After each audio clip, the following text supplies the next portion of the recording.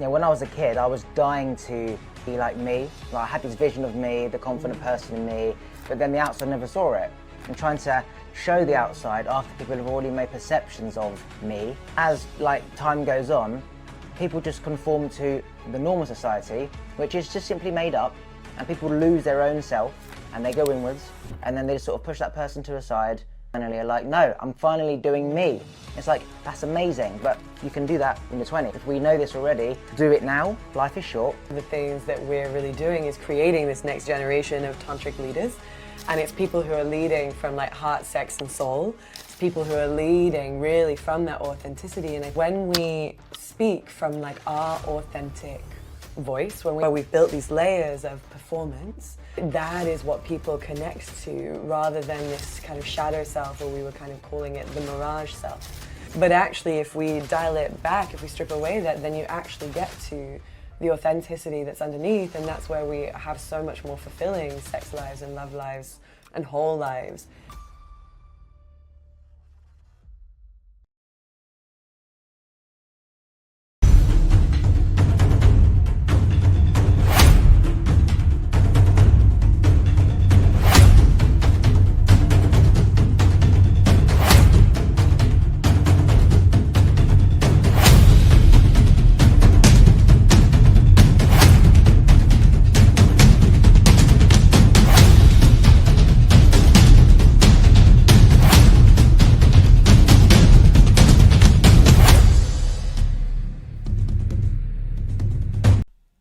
Just quickly, I just want to say a massive thank you to everyone who still listens to the podcast. I started 4 years ago, and since then I've had over 1 million downloads. I get 5,000 downloads per month, and I've had over 200 different guests. So a massive thank you to everyone who still listens. If you could please do me a favour, if you could rate and review the podcast, that would be amazing, because it helps get the podcast out to new, conscious people like yourself. And my goal is to awaken as many people around the world. You can also follow me on Instagram. It's YesKingOliver, should you wish to see what I get up to on my day-to-day moments. Back to the episode. So since being in a conscious living community and having no friends growing up, I've got to the point where I have been on this huge high. And like every high, there is a point where it comes down.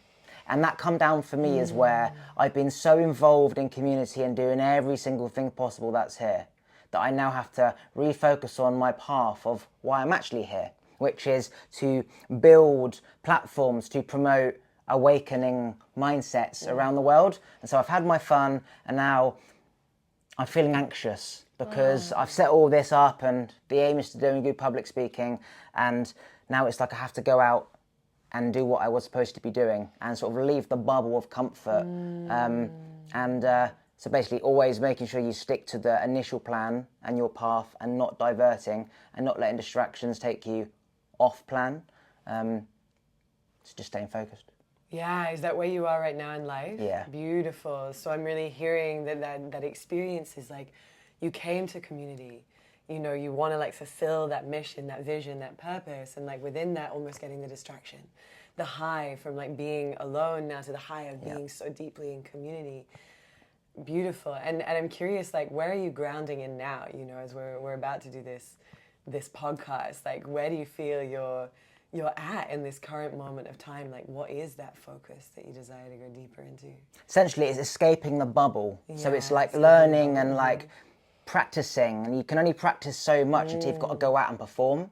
So now it's like all these conversations and everything that I've worked towards is now going out into London with my speaker and my mic and just kind of talking and just showing that I'm a human, you're a human, we all think the same. The only difference is that I'm bringing to the forefront the stuff that everyone is scared to speak about. And if you act as like the leader of authenticity and vulnerability, it will gravitate towards everyone else, because we're all dying to be heard and be authentic and be vulnerable, but everyone's waiting for something to happen before they do that. And like everything in life, as soon as one goes, they all go. And then it's like this release of, oh my God, like it feels so free just to be me and not care what anyone thinks. And someone has to take the the forefront and get, you know, all the stuff that comes with doing something like that, creating something new where you're just basically being completely vulnerable.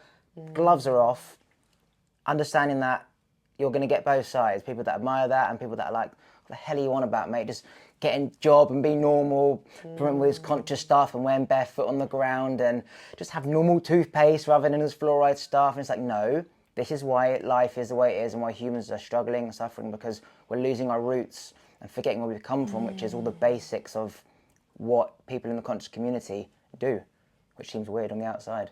Yeah, I love this. I mean, what I'm hearing in this, it's no coincidence that we're having this chat right now.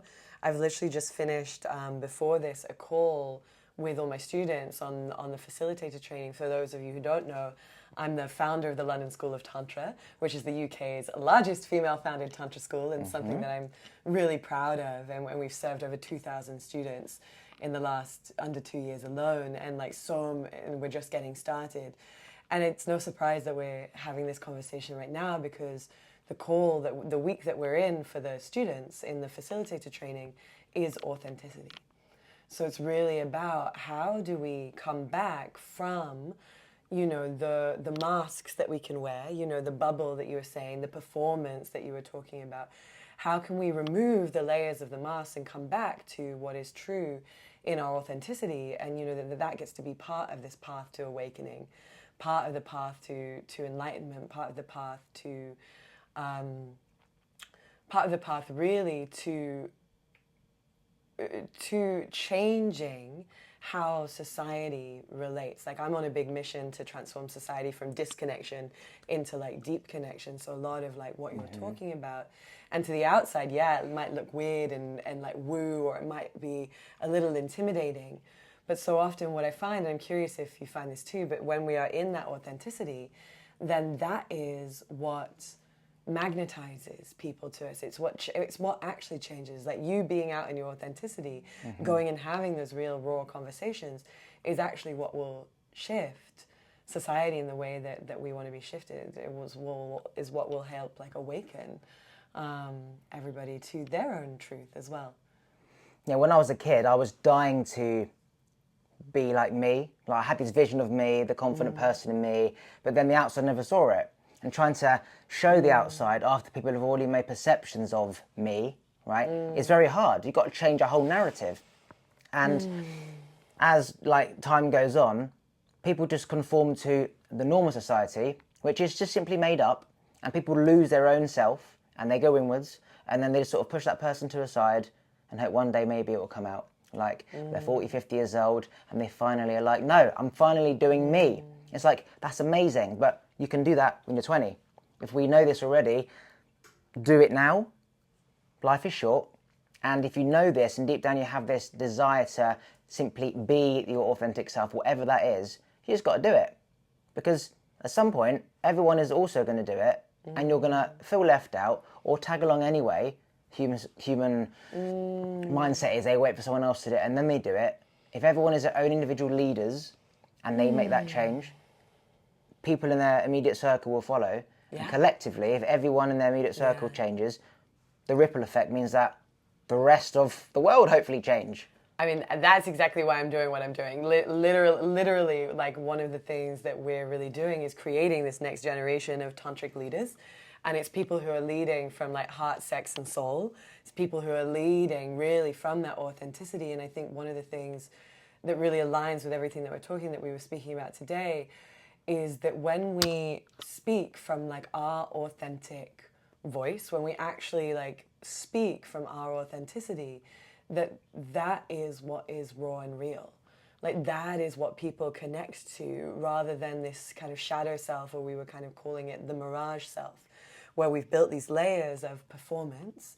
I need to, and I'll speak even because I think this is a really important, powerful space where we do this.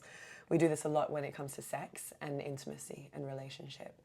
And so, for example, so many of us have been conditioned that, actually, for a lot of people who've been socialized as women, if I don't put out, if I don't have sex, I won't be liked.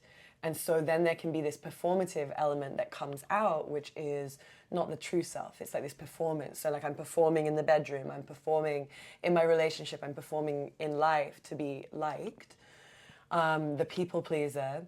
But actually, if we dial it back, if we strip away that, then you actually get to the authenticity that's underneath, and that's where we have so much more fulfilling sex lives and love lives and whole lives. And that's the thing that I'm really passionate about reclaiming, is like, where have we put on our false selves, like these mirage selves, these selves that we've ultimately put on top of ourselves to keep us safe. And I'd be curious, even if you can feel or in your own journey, where have I maybe performed or been inauthentic to kind of keep me safe from rejection, to keep me safe in love, rather than being in my like true authenticity? And what was that like? So growing up, never had a relationship, still never had a relationship. And so you see what do like the lads who will have all the women do, right? They act a certain way, they do things a certain way, they might like tease women because it's like, you know, love, hate, or there's like a chase where, you know, if you tease someone, you like them more, the women will try and get you to be complimentary, so they'll kind of chase you, and all these mind games. And you look at that and you think, well, if I do that, then I might get a partner, but doesn't feel right. That's not real. It's not authentic. That's not what I think is the right thing. So you see one thing and you really want it, and you see this is what everyone's doing, and then you're like, I just really want that too, but I can't get that. Nope, stay true to who you are. That's not real. When you're older, you'll have the real meaningful connections, and these people will not have that, because when they escape this bubble of when they're younger, they haven't got the skills to actually connect with people. So it's like, do you take a chocolate bar today or 2 in a year's time? You know, do you sacrifice having the things that everyone had growing up, or really wait for like the most wholesome, fulfilling connections, which only really comes if you've done your work later in life? And again, I haven't had a relationship. I'm still waiting for that. And all I've had to do is keep doing the work and being me and showing up and being authentic. And it is the only real thing in life. When you show up as you and people can see you don't care, it is admirable from the other person. It is attractive. And eventually you feel so good being you that you don't really seek or want anything else, because this all comes back to coming home. But it could take a long journey of trial and error to eventually end up home feeling whole and peaceful within yourself. And you can only really start that journey if you stay true to who you are, I believe. I love that. And so I'm curious, like, in your journey, whether you're saying it's almost like, okay, it's okay, I'm doing the things. Do you feel you have come home to yourself, or do you feel there are more layers still to uncover? I would say that I've been home for a while, but I seek more than just home. Yeah. Because imagine like you get to such a peaceful state of mind that it's like, okay, in life there is so much to do in the physical body.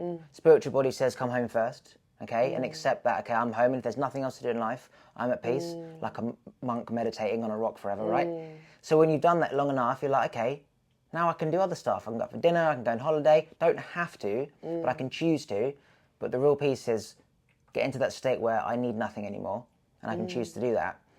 And I would say that I have got to that peaceful state, but now I'm seeking more, because I'm in this life for 80 years, whatever, my physical body, and there's shit to do. So I might as well do it. But I do think it's really important to come home first before you seek. Otherwise, you'll depend on that thing or person, and when you're there, you'll truly not be there. You'll be mentally over there, because it's not there that was making you feel at home. It was within.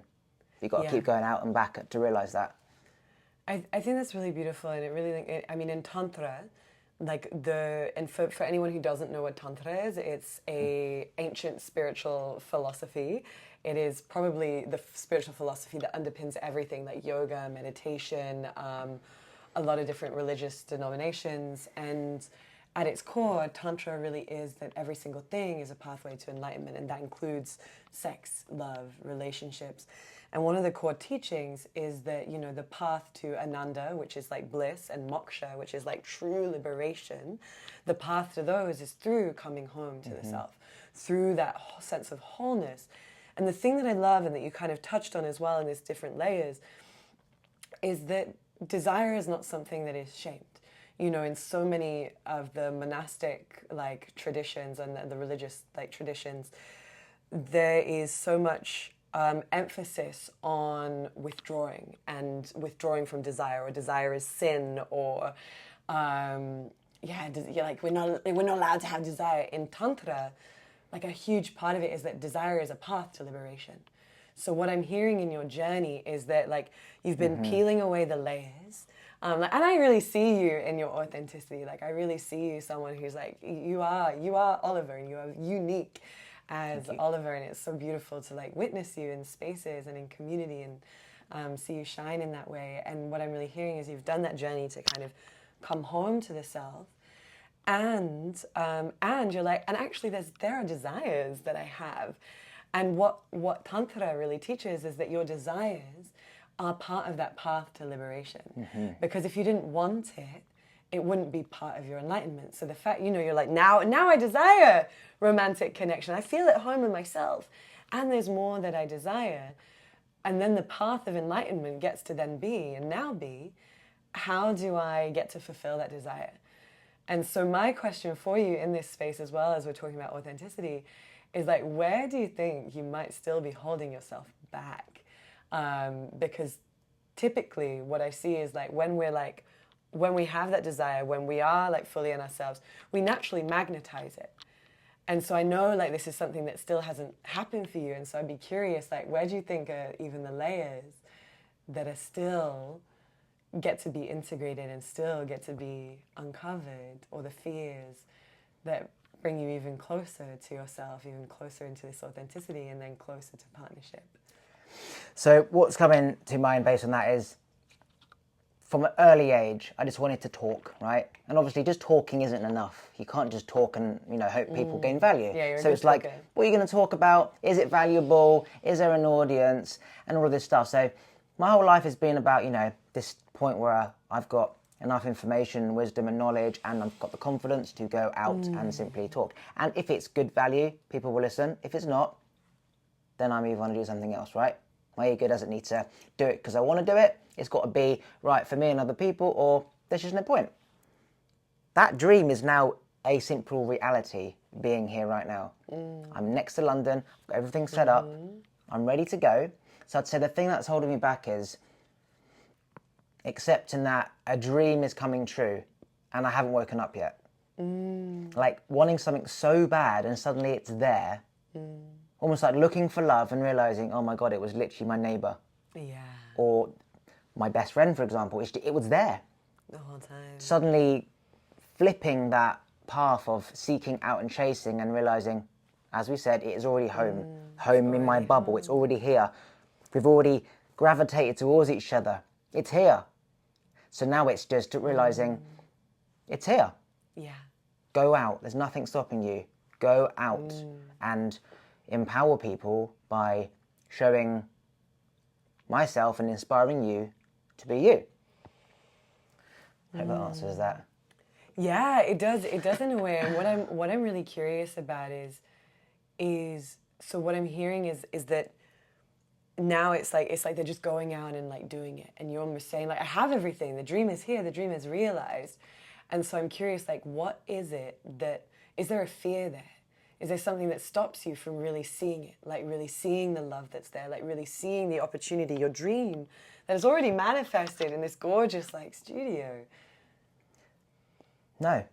No. It's just realising that it's becoming aware. Like I call it, you're looking for a plumber and you're in the online looking for a plumber and you forget your neighbour's a plumber. Yeah. Literally. Like we're so busy seeking something else outside of our environment that it's already here. Yeah. And just reinforcing the fact that everything is already here. We already have everything, whether it's love within, abundance mindset, it's already here. And so the answer is no. Just becoming aware of when something is simply just a vision and dream, and when it's here. So for example, when you eventually created your Tantra empire, yeah, it's gorgeous. it would have been a vision on paper, and then you would have told 1, 2 became 4, and then it expands. Well, actually, and I think this will be quite interesting for for us in the conversation, anyone listening. But for me, my journey was so different. I didn't have the vision for that wasn't for me. It wasn't a vision of having the London School of Tantra. I actually never thought I would be a Tantra teacher. I've studied it for like almost a decade, but I never thought I would teach it. I've been a sex coach for half a decade, and working with people on sex lives, love lives, relationships. And Tantra was just something I practiced in my private time, and I really learned it through Buddhism. So I really started in the philosophical route, rather than the kind of neo-tantric route, which is really when the West took Tantra more into society and became this whole sexual liberation movement. So if anybody's heard of Sting's infamous like 8-hour lovemaking sessions, that's all kind of this neo-tantric movement that happened in the 60s. But like the core of Tantra is like deeply philosophical, it's deeply, deeply spiritual, it's deeply about connecting with yourself and removing the layers to connect more deeply with yourself, others, and this divine. It was a path for the common person to connect into spirituality without having to become a monk and renouncing everything, and without needing to have lots of money. So it wasn't just reserved for the elite.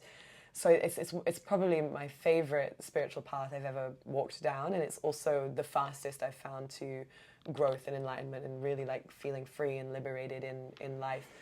But what's really interesting, I think, in my journey is it was by walking the path and like doing that, like the coming home to the self, walking the path, peeling away the layers back and back and back to the whole self, to this authentic self, that it got to a point where, how do I even describe it?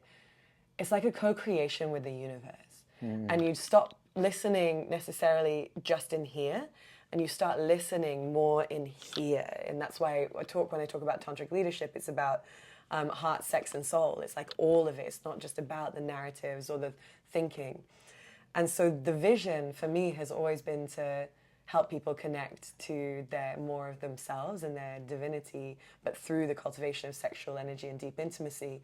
And Tantra, over the time that I've been doing this, has just become the tool that is the fastest path of that. And so almost like the whole business, this whole piece fell into my lap. And that's why when I talk about like dharmic paths and like purpose and like what we're here to do, like how do we awaken, I think sometimes we put pressure on having to have it all figured out. Yes. Yeah, having to have it all figured out or know where I'm going to be in 5 years' time, 10 years' time. And something that I'm really passionate about teaching and what I think opens us up to like unimaginable magic is really like, we don't know. And then it's just by being you and by doing things like having these conversations, by setting this up, by taking those next steps, it gets to become bigger and more beautiful than you could have ever imagined. I really cannot believe, like we're now really at the forefront of this modern tantric movement, training people to facilitate this work. And it's the most meaningful thing I've ever done, and I never thought I would be doing this. Yes, that's beautiful how it wasn't necessarily like a business plan goal. It was something that you're deeply passionate about for yourself, that you could happily do by yourself forever. Yeah. And then just simply expanding that, and others are helped and affected by simply little to no effort, because you're already doing that. You are already the body of that, and you're just amplifying that. There's nothing to, necessarily learn at university or study massively to learn something, because you're already doing it. And I always say, if you're going to start something, create a passion, and you don't care if you end up making money or it's successful, because you're doing it for passion. Like Ed Sheeran just literally would still play guitar in a pub. If it all went and disappeared, he'd come back home playing guitar in the street and he's still happy. And that is truly peace, where you're not doing it for any other purpose than this whole feeling of peace, connecting to the music. And if you do that, then it's a win-win. Yeah. I think Ed Sheeran's a really interesting one, because he always held the vision, though. So yes, he was happy and he found the peace in like doing it day to day, but he always held the vision of where he wanted to be. And so I think there's something, again, that like I loved. We teach a lot in the facilitator training. Like one of our core pillars that's woven throughout is being the creator of your own reality. And that is exactly, and I think it's those two things. It's like being at peace with where we are and enjoying the passion, the creation, but also holding the vision. And like feeling that vision fulfilled in everything that we're already doing. Like even right now, like, this podcast, like I imagine your vision is for it to like be so big, and feeling how that vision is already realized right now in this conversation. That vision is like, it's coming to life.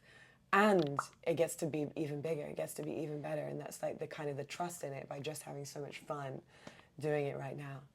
Do you think that always listening to the intuition over your brain comes first? So you say about rather than listening to your head, listen to your body, right? The feeling. Is just listening to the feeling enough? So if something doesn't feel right, don't do it, don't question it. If something feels right, do it, don't second guess it. Or do you need the brain to kind of step in sometimes? So the thing that I like a really great question, and the thing that I like to think about with this is if everything is, part of our path to enlightenment, everything gets to be a clue. So if the heart, for example, my heart is telling me to take this, and my body and my soul is telling me, like, take this leap to get this brand new home in London by myself for the first time. It's going to be triple what I am used to paying. But I know, like something in my body, even though there's the fear, right? There's the fear that's going around in my mind, but my body is like, you got to do this. Your business is going to thrive even more if you take this leap, because you're going to have the spaciousness, you're going to have the roots, you're going to have the grounding to give the school and the London School of Tantra more of what it needs. So and my intuition has been telling me this for maybe like 6 months, and I just haven't been ready to take that leap yet. Now I'm like, I like my intuition, it's so loud, and the thing that I find is when we don't listen, things start to become sticky and uncomfortable and like jarring, and then the energy is leaking.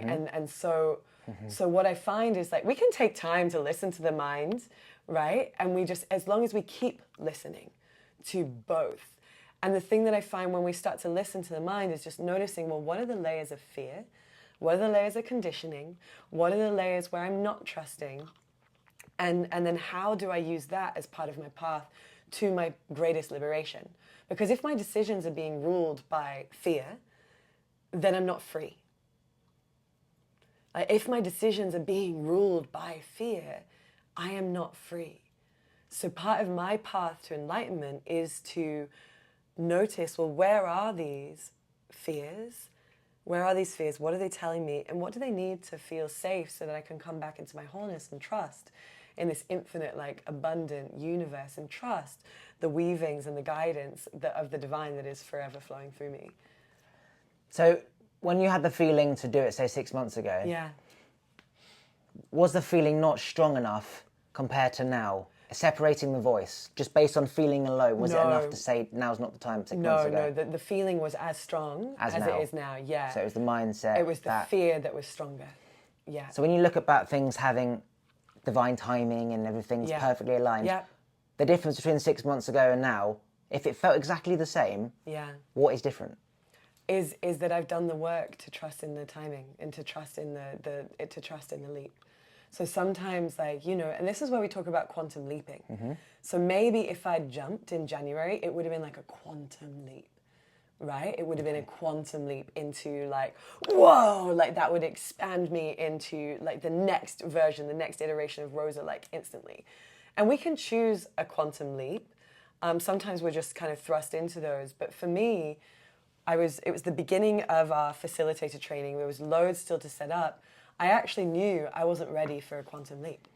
Like I knew I wasn't ready because, if you think sometimes when you leap into something, suddenly there's so much expansion that it's natural to have a moment of contraction. And this is where trusting in the divine timing, everything is within its divine timing. Even if I had that same feeling 6 months ago, I needed to go on this 6-month journey to now take the leap. And it might not be as quantum, and again, who the fuck knows? Like, it might be really freaking quantum. But I just have to trust in the divine timing that was one universe I could have leapt into. And now I'm going to leap into a different one, and it's going to have different lessons and different things for me. So there's, in Tantra, we really go into like in non-duality, which is like there's no right, no wrong. Everything just is. Yes. And so for me, there's no, like, that wasn't the right moment. This isn't necessarily the right or wrong moment. It just is, and I'm just being present with what is. But the discomfort is now louder than the fear, if that makes sense. So if I could say for my own journey, I had the aliveness and the desire, the fear and the discomfort. The fear's gotten less, the discomfort's gotten more, and the desire has stayed the same. That's amazing. Same with the public speaking. Yeah. I've wanted to do it for so long, and there's literally nothing stopping me. Yeah. but it doesn't feel right, you know?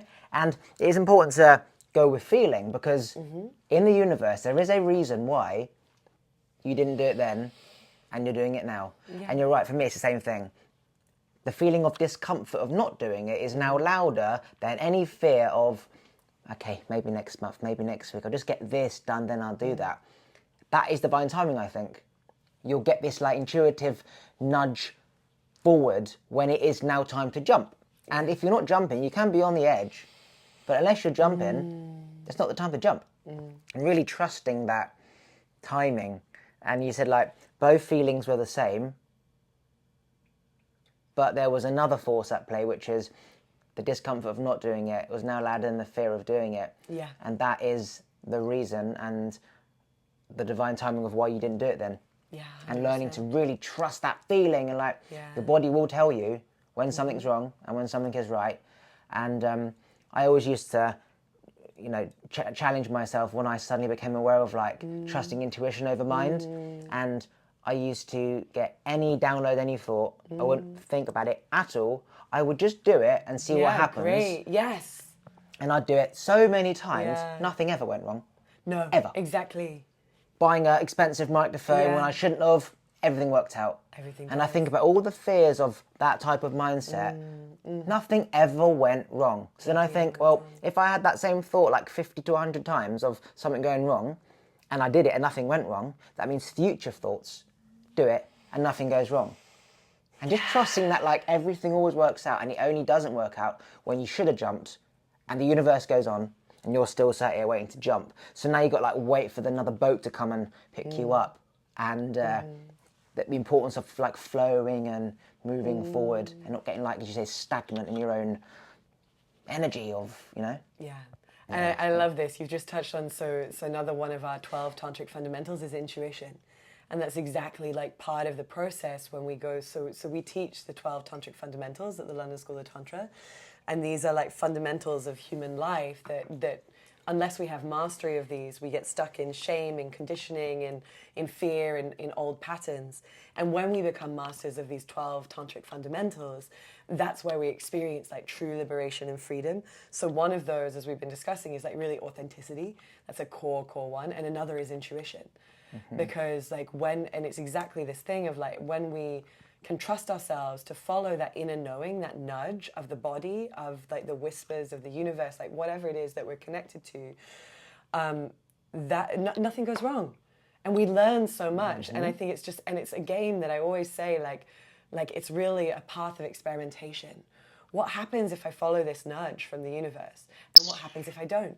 Yes. Like what happens if I do this? What happens if I put myself out there? Oh, nobody died. No one's cancelled me. I'm still safe. Oh my God, it feels pretty good to be living my Dharma. Oh my God, it feels pretty good to be having these conversations. I feel alive. I feel inspired. Let me do more of it. Yeah. And I think it's like when we follow those little whispers, that's the key. And for me, it's like how do we help our bodies feel safe enough to follow these intuitive nudges? And that's something that, you know, I keep seeing like with all the students in our program, is like they're listening to their intuition more. They're being more themselves. It's like truly transformational, like what I'm witnessing every day as we keep as I keep co-creating all of this with the universe, and it's fucking magic. Yeah, one of the things I'd want people to do is get totally. like a piece of paper or a whiteboard, right? And every single time they get a thought to do something, no matter what it is, you write it down, right? And then you write down like arrow fear, arrow feels good, right? And you just circle the one that you felt, okay? On that board, you probably would have, out of like 20 things, 70% fear if most people don't act on things, right? So then you'd then go back to the top and you'd take each one and you do it. You purposely do it, right? And then you get another board and you write, what was the outcome? Fear, or was it okay? And so you should technically end up with the second board of everything that says it was okay. So now that board becomes the main board. So you've got all the things you wanted to do. You've got the board before that said you felt fear. Then you've got the board that says everything worked out when I did it. Yeah. and then you have new thoughts come in your head. Yeah. So then you get another board, you put all the new thoughts in, Yeah. and rather than trialing and erroring them and realizing and going through the fear of thought and then doing it and realizing it was fine, you just simply do it. Yeah. Do it, do it, do it. And then you look back and you realize all 20 things worked out just fine. There was no fear, no need to worry about anything.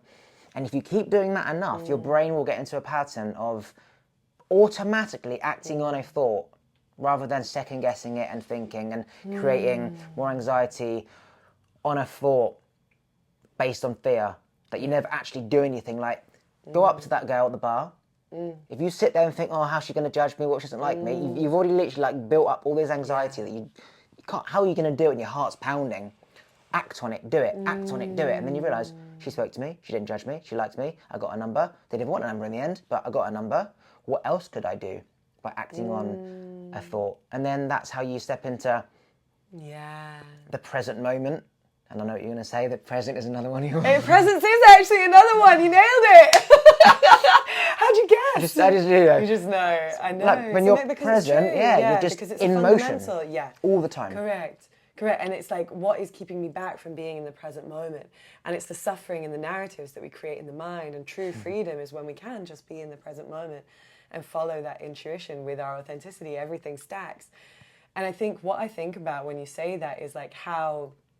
I love that you guessed that. It's like that was I know what's coming. Intuition. But just how what I really love is like just how I'm thinking like how many romances would be born, how many children would be born, how many businesses would be born, how many new ideas would be created, how many projects. Like when we trust these nudges, when we start to like free ourselves and follow, that's what changes the world. Yes. That's what really, really changes the world. And as I lived in my head growing up, where I'd want so much, like all of my dreams and ideas and fantasies, it would just stay in my head. And because I wasn't doing it, the feeling of like anxiety of not doing it became so more profound than the fear of not doing it, like say months ago, that it was too overwhelming times all the things I wanted to do that you can't even leave the house because it's just like your head's going to explode with so much anxiety and fear, and I should have spoken to her, and I should have started this business, and I should have done this and done that. It's like, I can't do anything. I'm just going to watch TV, binge food, watch porn, just distraction from that.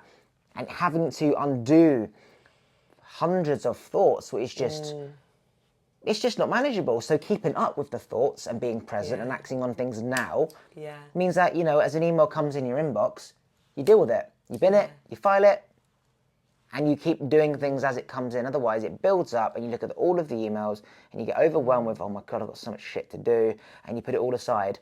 And the universe is over there where you should be, but instead you're like on a lag. I know, what am I doing? Over here. Yeah. And now you're on catch-up. Yeah. And it's like, you can be on catch-up forever, or you can be present forever. It's no different, you just got to catch up. You just got to catch up. You just got to catch up. I think that's it. It's so important. So many of us say, like, why wait?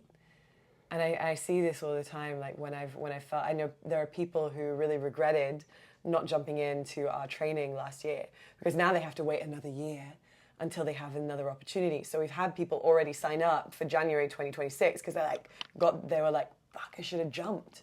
I should have done it. I should have acted on that thought in my head because I know that this is something that's going to change my life. I know that this is something that I want to step into. And so one of the things that I remember one of my really good friends and my musical partner record a lot of music with him. He said to me, and I think it was before I invested something crazy, like maybe I think it was like £5,000 for the ticket and then another like £2,000 for the flights and accommodation and everything. No, more than that. Anyway, it was a lot of money. It ended up being almost a 10K trip for 1 week to go be with Joe Dispenza. And I remember being like, oh my God, I don't have the money. I can't afford that. This was like very early on in my career. And I can tell you that 1 week changed my entire life. I made that investment back within a year based on the things that I learned, like probably within a few months. And so I think there's always this like, the fear, what I find is can often be like scarcity. Or like, I don't have enough. Like, I don't have enough time. I don't have enough money. I don't have enough energy. And what I often find is if it's an aligned leap, and when we take it, and this, I'm saying this to myself with this house that I'm like about to leap into, is like the universe like meets us.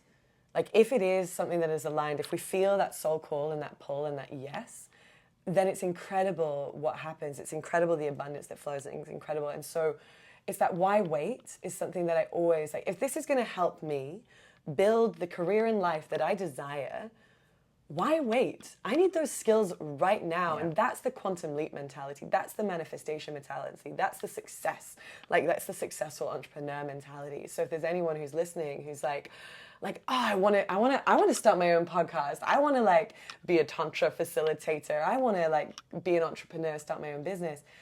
Like, don't wait. Like, don't wait. You will be amazed at like what rises to meet you when you play in that space of alignment. And everybody that I've spoken to, no one's ever been stuck or burnt out. It's like nothing's ever gone wrong. Yes. Like nothing's ever gone wrong. And I put all of that stuff on a credit card. It took me a year to pay back the credit card because I kept investing in other things because the universe kept telling me to jump. So it still took me a year to pay it back. But I just had full trust that I would pay it back. And it's been amazing seeing the same thing happen with the students in our course. And like they're now facilitating at one of the students just facilitated, brand new facilitators, 70 people at Africa Burn, and she was facilitating sex magic. Wow. And some of the people, and because of the way, I'm an amazing teacher, I know that, but because of the way that we train the students, like she had several tantrikas who'd been doing it for over a decade. They'd come up to her and be like, "This is the best tantra workshop I've ever been to." And it's because she's doing it. It's also because we have an excellent training. But she's like really taking the opportunities and following those nudges and like leaping. And that's something that, I'm so proud of, that one of the biggest transformations that I see in our course is people believing in themselves. So they're no longer stuck in that like, do I do it, do I not? They actually have this supportive community to be like, no, I'm fucking doing it. And some of the students have failed. Like one of the students, she put an online workshop out and she only had one sign up, but do you know why? And this is part of the magic of the program, is she then was reflecting on it, and she was like, I didn't promote it at all. I had fear of actually promoting it. So, and that's again where it comes into the alignment. And she's like, Rosa, I'm so excited to try again, and like, can you coach me on this? I'm like, absolutely, let's go. So that's again why, like, if you're really serious about doing something, having a supportive community around you is so important, because otherwise we stay stuck and stagnant, as you said. If you had one day left to live, what is the one thing that you'd share to the rest of the world? If I have one day left to live, oh my God, the thing that I would share with the whole like world is just how to be in bliss.